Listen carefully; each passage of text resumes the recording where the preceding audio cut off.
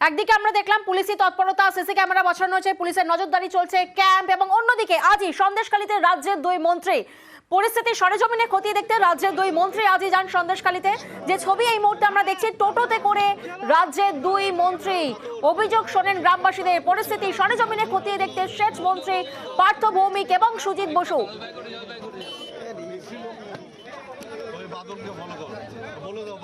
রাজ্যের মুখ্যমন্ত্রী হচ্ছে মমতা বন্দ্যোপাধ্যায়, এটা মনে রাখবেন। তিনি আছেন আপনাদের সাথে, তিনি আমাদেরকে পাঠিয়েছেন, আমাকে আর পার্থভূমিকে।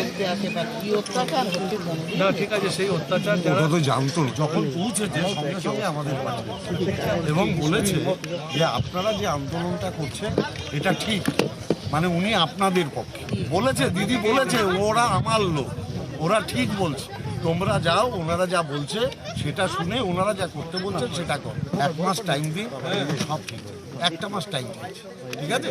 দেবেন তো 1 মাস? 1 মাস দেবেন তো? 1 মাস সময় দেবেন তো?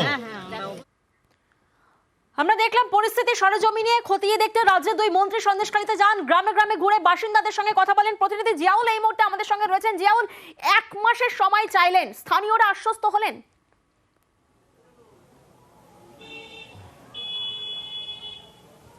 এখন দেখো, এক এক রকম সমস্যা, অর্থাৎ কারোর জমি কেড়ে নেওয়া, কারোর জমিতে নোনা জল ঢোকানো কৃষি জমিতে, এবং সব থেকে বড় যে অভিযোগটা হচ্ছে একের পর এক যে খাল রয়েছে, অর্থাৎ সেই খাল থেকে নিকাশি নালা, অন্যদিকে হচ্ছে এই যে অর্থাৎ মাছের ভেড়ি, সেখানে জল তোলা, অর্থাৎ জোয়ার ভাটার জল সেখানে তোলা হয় বিভিন্ন বড় নদী থেকে। ফলে সেই জায়গাগুলো একেবারে জবরদখল করে এবং সেগুলো সুইচ গেটের মাধ্যমে সেগুলো জল আটকে দেওয়া ইচ্ছা মতন তারা করেছেন। এবং বেশ কিছু জায়গায় রাস্তা রয়েছে, কিন্তু সেই রাস্তা এখনো মাটির রাস্তা, অর্থাৎ খাতায় কলমে এলাকা মানুষের দাবি সেই খাতায় রাস্তা কখনো ইট, কখনো হচ্ছে ঢালাই রাস্তা হয়ে গেছে, কিন্তু খাতায় কলমে সেগুলো, কিন্তু বাস্তবে সবটাই মাটির রাস্তা। ফলে এই যে দীর্ঘদিনের যে জমে থাকা অভিযোগ, যখনই অভিযোগ করতে গেছে তখনই কিন্তু থানা পুলিশ তাদেরকে ফেরত দিয়েছে। ফলে এবং এই যে শিবু হাজরা, উত্তম সর্দার এবং শেখ শাহজাহানের বিরুদ্ধে যে অভিযোগ করতে গেছে রাজ্যস্তরের নেতাদের, তারাও কিন্তু মুখ ফিরিয়ে নিয়েছেন।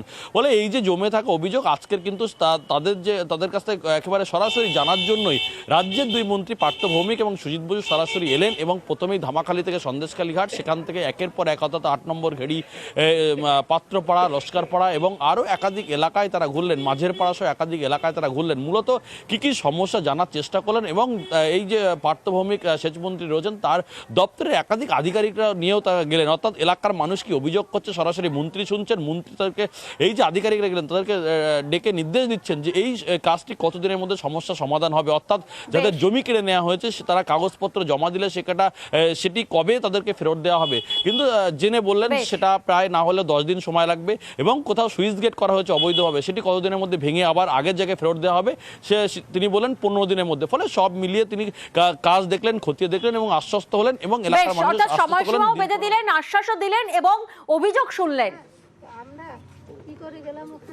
আমাদের দলের সর্বভারতীয় সাধারণ সম্পাদক সাংসদ অভিষেক বন্দ্যোপাধ্যায় তিনি বারংবার বলেছেন তৃণমূল কংগ্রেসে জিরো টলারেন্স।